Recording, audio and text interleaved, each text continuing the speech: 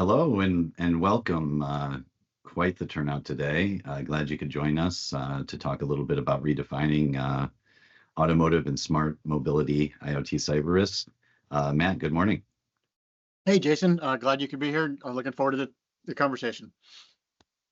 Yeah, so most people know us for know Upstream for our experience in automotive. We've been in this business since 2019, now protecting over 25 million connected vehicles on the road through our platform today. And we've also been very active in the community. So we've been publishing these industry reports on cyber risk from the beginning, and they've all been exclusively focused on the automotive domain until now.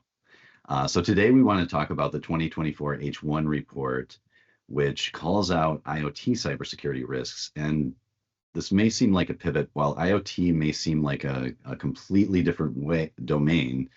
In one way, you could say, Matt, that vehicles have evolved to be some of the most sophisticated IoT. So it's not too much of a pivot to think about devices and things as an element.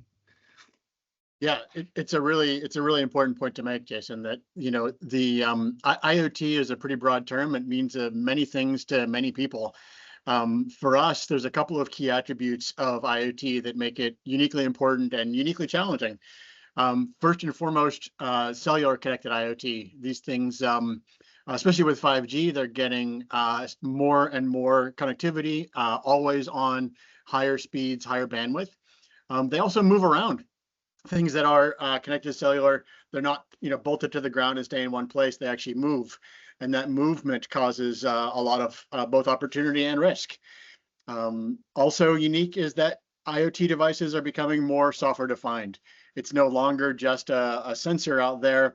It's actually a computer that has a software application on it. It has can get over-the-air updates and patches, can have value-added services, and can change over time. Beyond that, there's APIs that talk to it. There's ways that you can interact it from apps and from cloud-based management systems. So you've got data going in and out and a lot of different control happening. Put on top of all of that, what's happening with Gen AI and large language models, the amount of data that's being collected, these sensors, and the way the data can be used with pattern recognition, real-time analysis, synthetic data creation.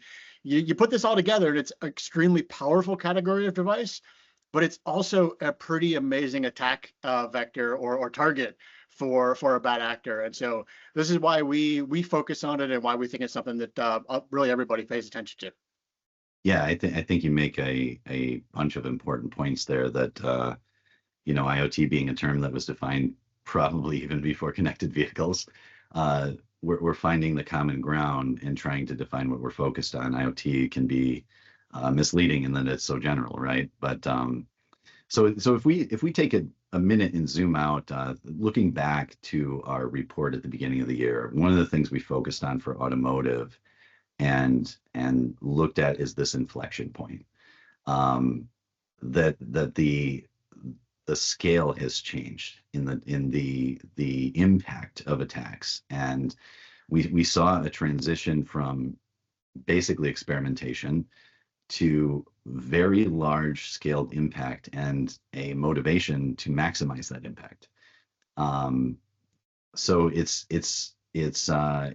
interesting when you think about things like another not IoT but automotive industry impact is the attack that recently impacted most of the dealerships in the U.S. Right? So these breaches of shared infrastructure or shared common supply and technology delivery have a massive impact. I had a conversation recently. If you've talked to anyone who's bought a car, they're back to reams of paper and signing each page in documents, right? Like to get around this impact. So again, not IoT, but automotive impact for sure. We have a massive impact and scale. And that's the kind of scale we're talking about that is just crucial to get behind and protect. Thoughts on that, Matt? I know like this is the driver for why we're turning our attention also to this IoT space, right? Is this inflection point? Yeah, I think the real key here to point out is that, as we've seen in our research and evidence is showing in the industry that, several years ago when people were talking about IoT attacks, they were talking about going after one device at a time. And while that was a problem, the impact wasn't as big. Right. So we've also seen recent attacks um, in around IoT and in these shared devices that are impacting the masses. Right. So we're focused on these areas where the impact is huge, the impact is large, and if it's it's more useful to talk about things in terms of the impact and the scale than to talk about and when we look at these things of impact and scale, we actually find a lot of common ground to cover. Um, so one area that we've focused our R&D and research is on this critical infrastructure triangle, or looking at IoT and thinking about the broadness of the term. It's this H1 report is narrowing it down and defining it around these several areas. Matt, you're back with us. Yeah, hopefully. Can you guys hear me now? Absolutely, man. It's hey, we gotta love technology, right? That's right. I want to say it was an IoT problem, but I don't think I can say that for sure. We could try. Yeah, so All right. I just kind of segued into, we're narrowing down in this H1 report a focus on impact, kind of carrying on the conversation from this inflection point and realizing that there's a lot of things in common with IoT and with connected devices, or we might call it the future of technology as it's evolving. And we hear about the internet as more API than user traffic. We hear about these devices and things are taking over. And we're focused on these three areas of impact, right? Where we can see these large inflection points of scale and impact. And those narrow down to safety, operational availability, and sensitive data. So thinking about, just zooming in on safety, obviously, the IoT is machines. It's some of them very large machines like an automobile, right? And these things can have an impact on human life. On you have something that's big and large and can have an impact. Also, things that are important to our organization. Just off the top of the head, traffic signals and things. If every light turns green, probably somebody dies, right? So they have an impact. It's important, and anytime that safety is a concern, we have to pay attention. So thinking about that, I mean, Matt, the impact in this area is huge. Yeah. So maybe before I dive into that for a second, while I was away, did you talk about the CISA and their definition of critical infrastructure yet? Or maybe I can. I did not. Okay. So Yeah. yeah. Well, let me do that, and then I'll go in, right? So I think, this is an area where, we're using the term critical infrastructure. It's important to acknowledge that this is a well-defined term, right? For the U.S. government, the CISA, or the Cybersecurity Information Security Agency, has defined this term. They've defined 16 sectors that are security, resilience related, where availability and readiness really matter. They can have economic impact, safety impact, massive impact to our economy, to defense, to healthcare, to transportation. And so this isn't a term that we've made up. This is a well-defined and well understood thing. We're just really illustrating the specifics and specific examples of how that impact, or where the impact is. So I think the example here with regards to EV charging is very specific. That, with the growth of EVs and EV charging stations, you have a really interesting mix here of a device that is connected to a vehicle. It's also connected to an app that you're authenticating. It's also connected to the electric grid. Massive high voltages involved, and potentially, tens of thousands of these things operating at one time. So these things can be compromised. In fact, just last week, our research team discovered the work of some researchers compromising one of these EV charging systems, where using very simple, common, standard C++ kind of vulnerability detection, common things, they were the researchers were able to take control with and run arbitrary code and grab personal information off of these things. So this is real. This is happening now. Researchers are working on it. Bad actors are working on it. But EV charging is a terrific example of the safety impact. And imagine the impact to the national grid, the electric grid, if a couple thousand EV chargers were turned on at full capacity all at once. Yeah, and I'm glad you took a minute, Matt, to bring us back to that definition, because what's important to understand here is that it goes beyond, we're talking about even stability, national security here, that comes into impact, right? And absolutely. So when we take this further, I mean, safety obviously a very important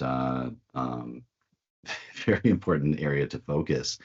I think the next one, operational availability, I can't help but think about the events of last week and the operational availability of basically everything that we've come to take for granted coming to a screeching halt because of a common,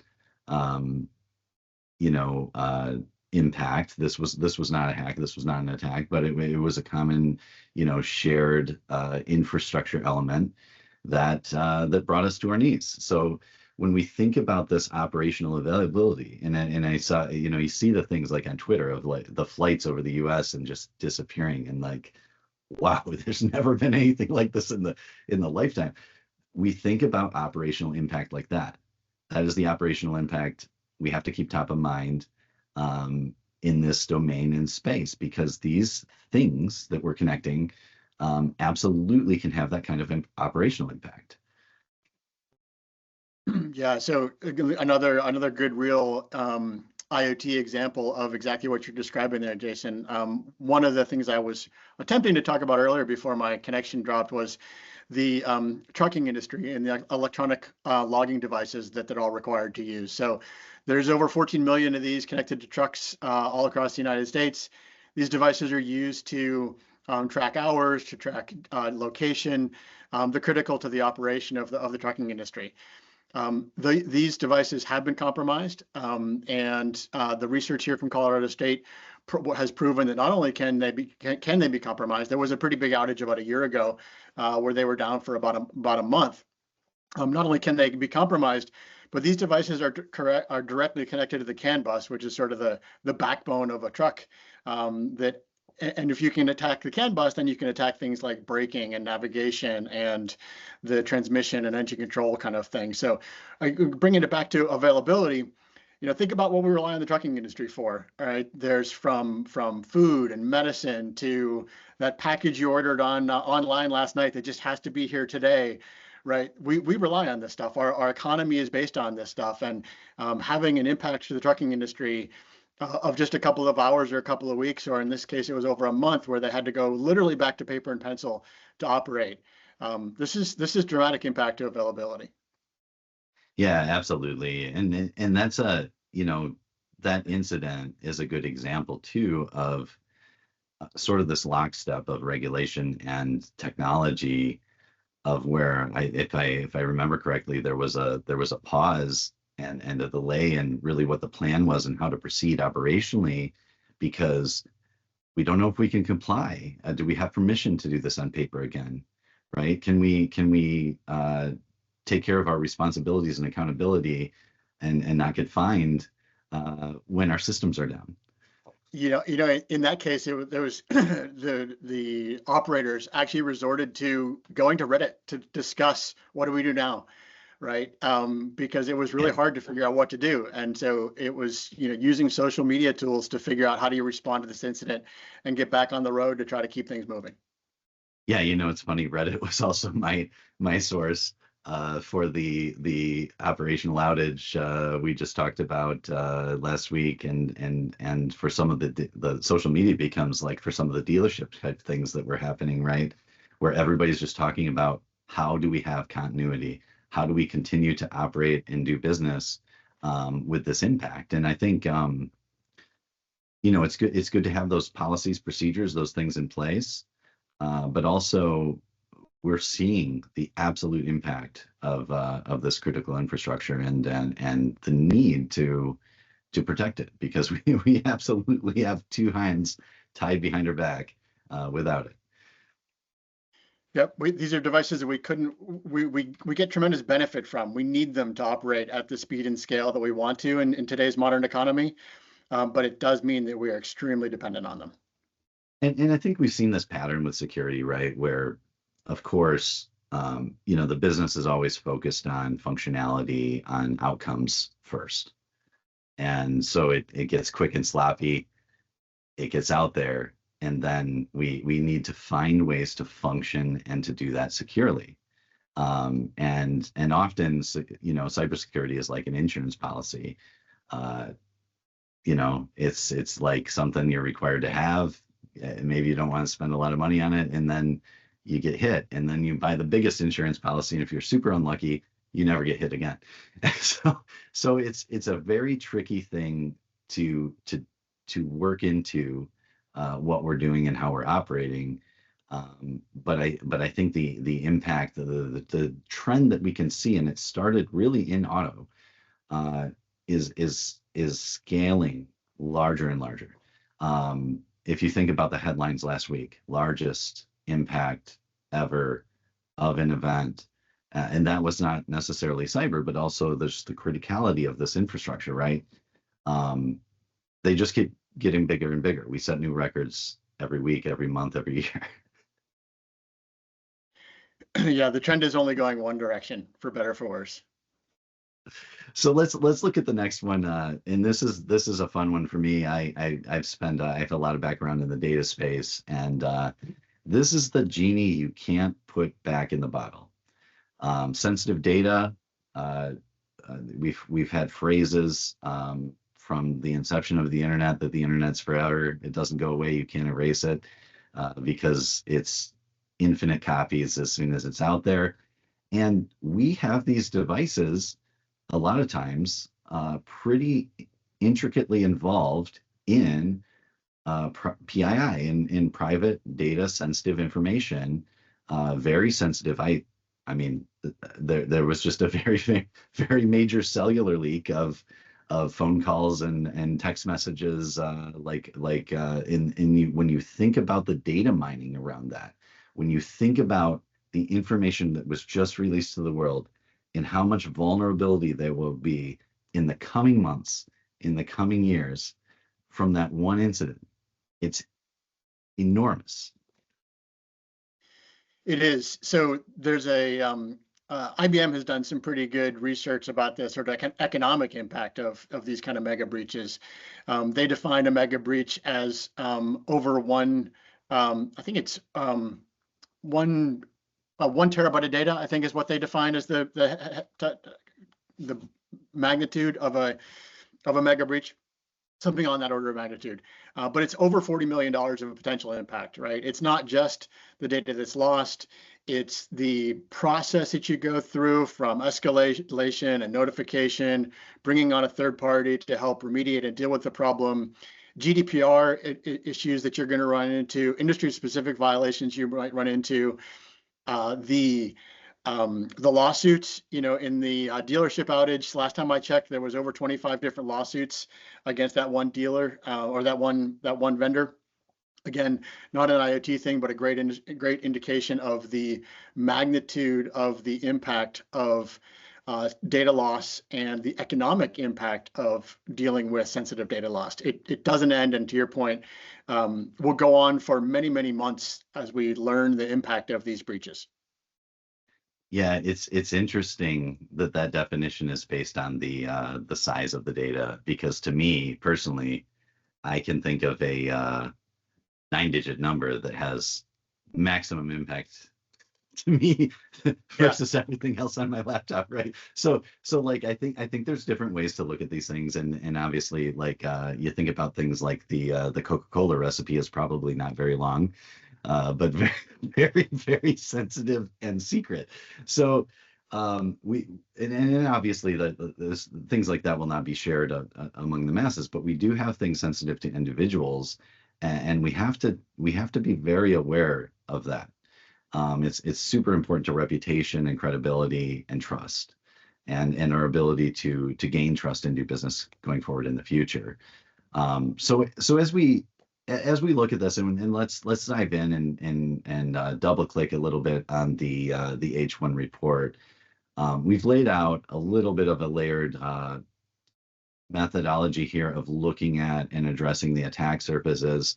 When we think about, this whole ecosystem is very, very familiar to Upstream. It almost directly applies from the automotive into IoT.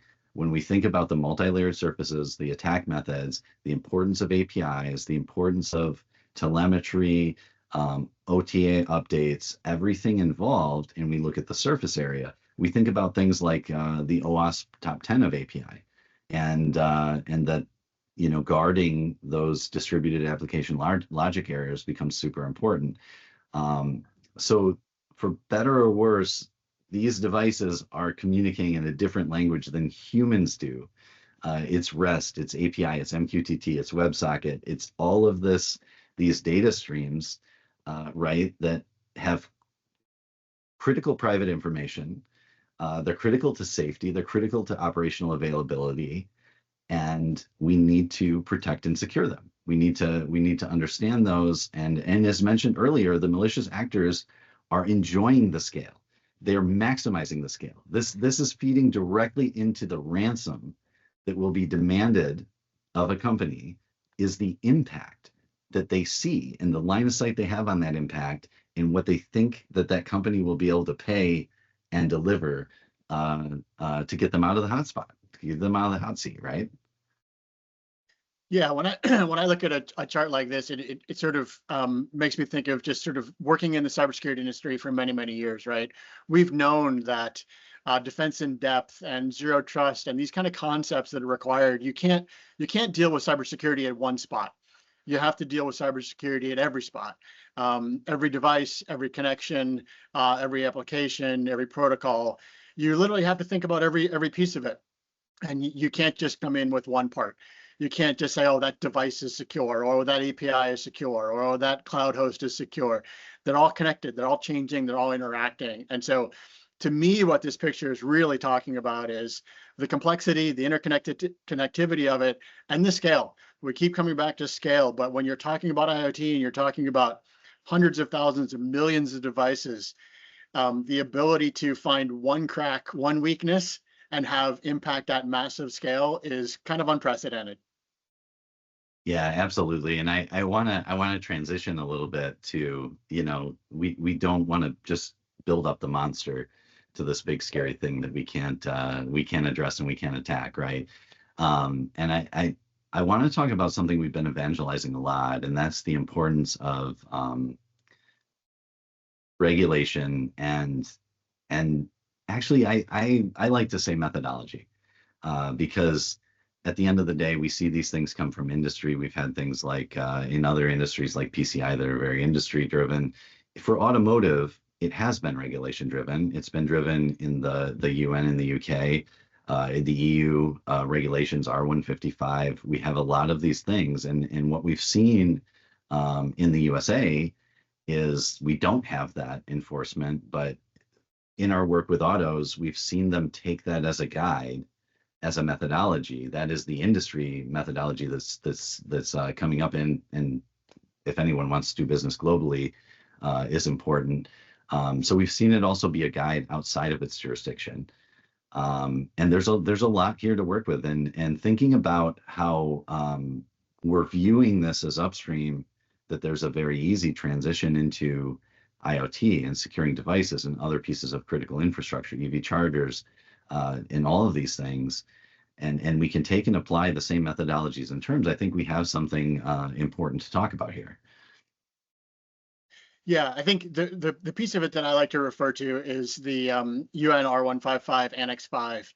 And if it's not the kind of document you go read just for enjoyment. It's a pretty detailed, pretty in-depth document, but it really does a great job of not just talking about sort of the hypothetical of maybe we should worry about, or making broad generalizations about being secure, it gets into specifics. It talks about you need to think about the backend servers. You need to think about the communication channels and the external interfaces and whether people can manipulate data or not.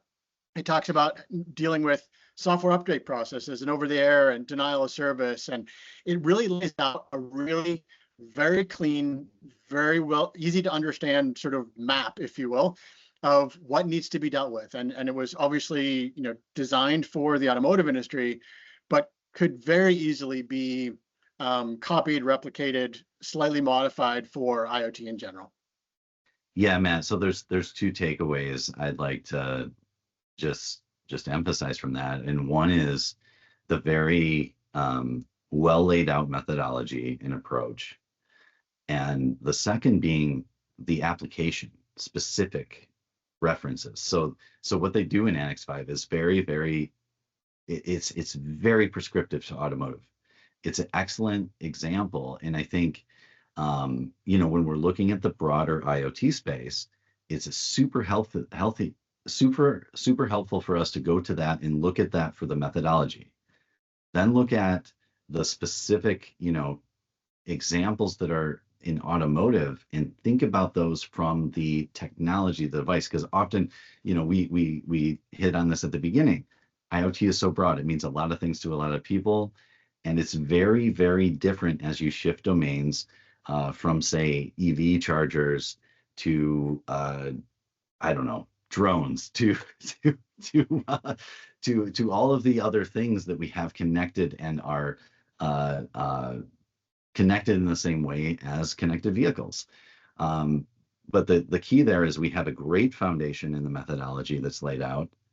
And if we can double tap into the use cases and adapt them for each of the specific domains, I think that's the key to understanding and securing. Would you agree? You have anything to? Yeah, I agree. I like the way you phrase that. I think the other piece that I maybe layer on top of that is, and something that you and I talk a lot about in our day-to-day work is the need for application awareness, right? And the fact that you and Annex 5 does a good job of this. It doesn't talk about just sort of the operating system or just the network protocol.